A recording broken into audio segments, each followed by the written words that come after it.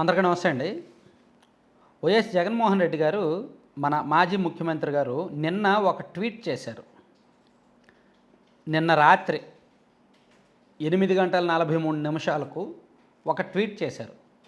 ఒక భారీ ట్వీట్ ప్రభుత్వాన్ని ప్రశ్నిస్తూ. నేను అది మొత్తం చదువుతా.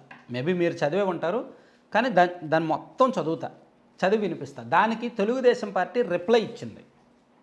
సో ఆ రిప్లైలో కొంచెం మాసువుగా ఉన్నాయి, ప్లస్ లేపు తన్నించుకోవడం అలవాటు కదా వీళ్ళకి. సో ఎలా లేపు తన్నించుకున్నారు అనేది కూడా చెప్తాను. జగన్మోహన్ రెడ్డి గారు చేసిన ట్వీట్కి వచ్చిన రిప్లైలు చదివితే చాలు. అక్కడ వచ్చిన రిప్లై టీడీపీ ఇచ్చిన రిప్లై కాదు, అక్కడ ఆ నెటిజన్స్, సోషల్ మీడియా యూజ్ చేసే వాళ్ళు ఇచ్చిన రిప్లై చదివితే చాలు. జగన్మోహన్ రెడ్డి గారు మళ్ళీ ఇటువంటి ట్వీట్లు చేయరేమో. సో ఆయన చేసిన ట్వీట్ ఏంటంటే, ఎన్సీబీఎన్ గారు, విజయవాడలో వరద వచ్చి 8 రోజులు గడుస్తున్నా బాధితులకు ఇప్పటికీ దారితన్ను లేకుండా పోయింది. ఇంకా ఆకలి కేకలు వినిపిస్తూనే ఉన్నాయి. అసలు ప్రభుత్వం అనేది ఉందా లేదా అనిపిస్తోంది. వరదల కన్నా మీ నిర్వాకాల వల్ల నెలకొన్న విషాదం, మీ అసమర్థత వల్ల వచ్చిన నష్టం భారీగా ఉంది. 5 కోట్ల మంది జనాభా, లక్షల కోట్ల బడ్జెట్ ఉన్న రాష్ట్రాన్ని నడుపుతున్న మీరు ప్రభుత్వం 5-6 లక్షల మందిని ఉదారంగా ఆదుకోలేని దునస్థితిలో ఉందా? ఇంత చేతకాంతనమా? ఇంతటి అమానవీయత మీకు మాత్రమే సాధ్యం చంద్రబాబు గారు అని జగన్మోహన్ రెడ్డి గారు ఒకటో పాయింట్.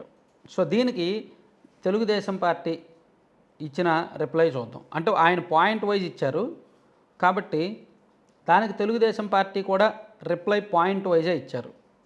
టీడీపీ వాళ్ళు ఇచ్చిన రిప్లై ఏంటంటే, చంద్రబాబు గారి అసమర్థతతో ఈ ఒక్క రోజులో 3 పూటల చంద్రబాబు గారి సమర్థతతో ఈ ఒక్క రోజులో 3 పూటల కలిపి 8 లక్షల మందికి ఆహారం అందించాం.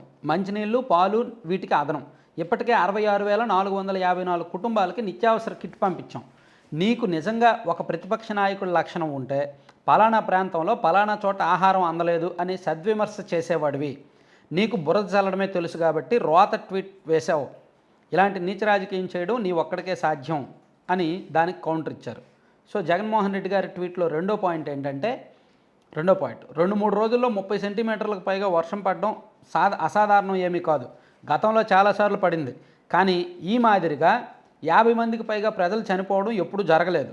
బాధితుల కోసం సహాయక శిబిరాలు ఏర్పాటు చేశామని మీరు చెప్తున్నా అవి ఎక్కడున్నాయో తెలియకపోవడం, బాధితులను లోతట్టు ప్రాంతాల నుంచి సహాయక శిబిరాలకు తరలించకపోవడం అన్నది మీ ప్రభుత్వంలో మాత్రమే జరిగింది.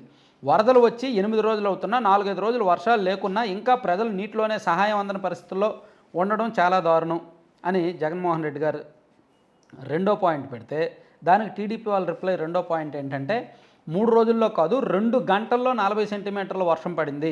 ఫ్లాష్ ఫ్లడ్ వచ్చి పడింది. ప్రజలు చక్కగా సహాయక శిబిరాల్లో ఉన్నారు. అన్ని సౌకర్యాలు అందుతున్నాయి. బెంగళూరులో ఉండే నీకు ఇలాంటివి తెలిసే అవకాశం లేదు. నీ ఇసుక మాఫియా కోసం అన్నమయ్య డ్యామ్ కొట్టుకుపోయేలా చేసి రాత్రికి రాత్రి 80 మందిని చంపేశావు, గుర్తుందా? మతిమరుపు రోగం ఉంది కదా, గుర్తు ఉండదులే అని వాళ్ళు అలా చేశారు. సో ఇక్కడ జగన్మోహన్ రెడ్డి గారు మూడో పాయింట్ ఏంటంటే, అసలు ఇదంతా ఎందుకు జరిగింది? దానికి కారణం మీరు నిర్లక్ష్యంగా వ్యవహరించడం కాదా చంద్రబాబు గారు? శుక్రవారం రాత్రి ఆగస్టు 30 నుంచి భారీ వర్షాలు వస్తాయని, భారీగా వరద వస్తుందని మీకు బుధవారం రోజే ఆగస్టు 20నే అలర్ట్ వచ్చినా, అప్పటికే కృష్ణానదిపై ఉన్న జలాశయాలన్నీ పూర్తి సామర్థ్యంతో నిండుగా ఉన్నాయని తెలిసినా, అలాగే పైనుంచి ఇతర రాష్ట్రాల నుంచి భారీగా వరద వస్తుందని సమాచారం ఉన్నా, బుధవారం నుంచి శుక్రవారం వరకు 2.5 రోజుల సమయం ఉన్నా మీరు పట్టించుకోలేదు. ఇరిగేషను, రెవెన్యూ, హోమ్ సెక్రటరీలతో రివ్యూ తీసుకొని వాళ్ళ బాధ్యతలు అప్పగించి దిశానిర్దేశం చేసి ఉంటే ఇంత ఘోరం జరిగి ఉండేది కాదు కదా అని జగన్మోహన్ రెడ్డి గారు మూడో పాయింట్ అడిగితే, దానికి వీళ్ళు రిప్లై ఏమి ఇచ్చారంటే, అసలు ఇదంతా ఎందుకు జరిగింది? నీ 5 ఏళ్ల చేతగాంతనం, నీ డబ్బు పిచ్చ వల్ల కదా జరిగింది. ఏడాది క్రితం బుడమేరకు గండి పడితే నిద్రపోయావు. బుడమేరు గట్టుపై మట్టి అమ్ముకుని సొమ్ము చేసుకున్నావు. బుడమేరు ఆక్రమించి ప్లాట్లు వేసుకుని అమ్ముకున్నావు. టీడీపీ ప్రభుత్వం చేపట్టిన బుడమేరు ఆధునీకరణ పనులు ఆపేశావు. బుడమేరు పేరుతో 500 కోట్లు వెనకేసావు అని మూడో పాయింట్కి రిప్లై ఇచ్చారు. సో నాలుగో పాయింట్ జగన్మోహన్ రెడ్డి గారు పెట్టింది ఏంటంటే, ఆ రివ్యూ జరిగి ఉంటే ఇరిగేషన్ సెక్రటరీ ఫ్లడ్ కుషన్ మీద ధ్యాస పెట్టేవారు కదా. కృష్ణానదిపై ఉన్న శ్రీశైలము, నాగార్జున సాగర్, పులిచెంతల నుంచి కొద్దిగా నీటిని ముందుగానే విడుదల చేసి తగ్గించుకుంటూ వస్తూ 60-70 టీఎంటీల ఫ్లడ్ కుషన్ ఏర్పాటు చేసి ఉండేవారు కదా. అప్పుడు పైనుంచి వచ్చే వరద నీటిని ఆయా జలాశయాల్లోనే సర్దుబాటు చేసి ఉంటే పులిచింతల కింద కృష్ణానదిలోకి వచ్చే వరద నీరు సక్రమంగా నియంత్రించి భారీ వరద ముప్పును తప్పించేవారు. దీనివల్ల ఇంత దారుణం జరిగి ఉండేది కాదు కదా. పైనుంచి వచ్చిన వరదను తగ్గించకపోవడం వల్ల కృష్ణానదిలో భారీ ప్రవాహానికి పులిచింతల దిగువ వరద కూడా తోడైంది. దీంతోపాటు బుడమేరు విషయంలో మీరు చేసిన నిర్వాహకం వల్ల ఇంత విపత్తు దారితీసింది అని 4వ పాయింట్ పెడితే, దానికి వీళ్ళు 4వ పాయింట్ రిప్లై ఏంటంటే, బెంగుళూరులో ఉండే నీకు తెలియదు అనుకుంటా, శ్రీశైలము, సాగరు, పులిచింతల గేట్లు ఎప్పటి నుంచో తెరిచే ఉన్నాయి. ఫ్లడ్ క్వశ్చన్ మెయింటైన్ చేస్తూ ఉన్నారు. నీ ముఖానికి ఫ్లడ్ క్వశ్చన్ అంటే తెలిసే అవకాశం లేదులే. నీ చేతగాని పాలనలాగా అన్నమయ్య డ్యామ్ కొట్టుకుపోయేలా చేసి 50 మందిని చంపలేదు. 17 రోజుల్లో పడాల్సిన వర్షం ఒక్క రోజులో పడడం వల్ల వచ్చిన ఉపద్రవం, దానికి తోడు నీ చేతగాని పాలనలో బుడమేరకు గండి పడినా పట్టించుకోకపోవడం వల్ల వచ్చిన ఉపద్రవం ఇది అని చెప్పారు. సో ఇట్లా ఒక 9 పాయింట్లు ఉన్నాయి. సో ఆ 9 పాయింట్లు కూడా జగన్మోహన్ రెడ్డి గారు అడిగిన ప్రతిదానికి కూడా తెలుగుదేశం పార్టీ వాళ్ళు కౌంటర్ ఇచ్చారు. సో ఇక్కడ నేను అదంతా చదివితే మనకి 20 నిమిషాలు పడుతుంది, అంత వద్దు. సో వీలైతే మీరు ట్వీట్ ఓపెన్ చేసి చదవండి. ట్వీట్లు చదవండి, అందరూ ట్వీట్లు చదువుతారు కదా. సో ఇక్కడ సబ్జెక్ట్ సారాంశం ఏంటంటే, జగన్మోహన్ రెడ్డి గారు ఇక్కడ ట్వీట్ చేశారు సరే, ఆయనలో ఉన్న సబ్జెక్టు, ఆయనలో ఉన్న మేధస్సు, ఆయనలో ఉన్న మొత్తం ఈ ట్వీట్లో రంగరించి వాడారు. మరి ఇదే బుద్ధి, ఇదే తెలివితేటలో గతంలో ఆయన సీఎంగా ఉన్నప్పుడు ఎందుకు ఫెయిల్ అయ్యారు, ఎందుకు చేయలేదు అనేది ఒక ప్రశ్న. అలాగే పోనీ గతం వదిలేద్దాం, గతంలో తప్పులు చేశారు కాబట్టి ఓడిపోయారని అనుకుందాం, వదిలేద్దాం. మరి ఇప్పుడు ఒక అవకాశం ఉంది కదా, ఆయన ఫీల్డ్లో ఉండి మాట్లాడవచ్చు కదా. ఒక సీఎంగా చంద్రబాబు నాయుడు గారు ఫీల్డ్లో ఉన్నప్పుడు, జనంలో ఉన్నప్పుడు, ఒక విపక్ష నేతగా ఆయన కూడా ఫీల్డ్లో ఉండొచ్చుగా, జనంలో ఉండొచ్చుగా. అసలు పార్టీ తరపున ఏం సాయం ఇచ్చారు ఇప్పుడు వరకు? అసలు వైసీపీ తరపున అక్కడ వరద బాధితులకు ఏం సాయం చేశారు? ₹1 ప్రకటించారు. ఆ ₹1 ద్వారా ఏమైనా సాయం అందిందా?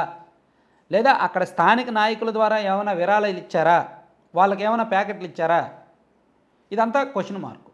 సో ఇక్కడ వైసీపీ వాళ్ళు ఏం చేసినా సరే దొరికిపోతున్నారు ఈ విషయంలో.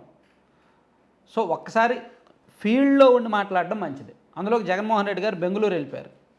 లండన్ వెళ్ళాల్సిందే, అది పాస్పోర్ట్ విషయంలో కొన్ని టెక్నికల్ ఇష్యూస్ వచ్చాయి కాబట్టి బెంగళూరులో ఉన్నారు. అదే ఆయన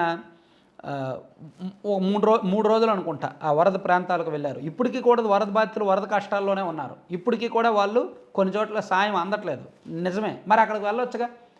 ఏమయ్యా ప్రభుత్వం, మీరు అధికారంలో ఉన్నారు, మీరు చేయలేనిది మేము చేసాం, ఇదిగో వీళ్ళకి మీరు సాయం అందించలా, మేము ఇచ్చాం అని చెప్పొచ్చు. మరి చేయట్లేదే వైసీపీ. ఎక్కడైతే ప్రభుత్వం ఫెయిల్ అయిందో అక్కడికి వెళ్ళి ఏదో ఒక సాయం చేసి, ఇదిగో మీరు ఫెయిల్ అయ్యారు కాబట్టి మేము వచ్చాం, అనవసరంగా మిమ్మల్ని గెలిపించి ప్రజలు తప్పు చేశారని చెప్తే ప్రజలు యాక్సెప్ట్ చేస్తారు, నమ్ముతారు. మాలాంటి వాళ్ళు కూడా నమ్ముతారు. అరే నిజంగా ప్రభుత్వం ఫెయిల్ అయింది, ఇదిగో వీళ్ళు చేశారు, వీళ్ళ బాధ్యత వీళ్ళు నిర్వర్తించారు, చాలా మంచి పని చేశారు వైసీపీ వాళ్ళు అనిపిస్తుంది. కానీ ఉత్తుగా సోషల్ మీడియా బురద, రోజుకి వెళ్ళడం, 1 గంట 2 గంటలు అక్కడ ఉండడం, షో చేయడం, వచ్చేయడం, సోషల్ మీడియాలో బురద జల్లడం, ఇది ఎక్కువైపోయింది. సో ఒకసారి ఆలోచించాల్సింది ఎవరో, మారాల్సింది ఎవరో చూసుకోండి. Thank you.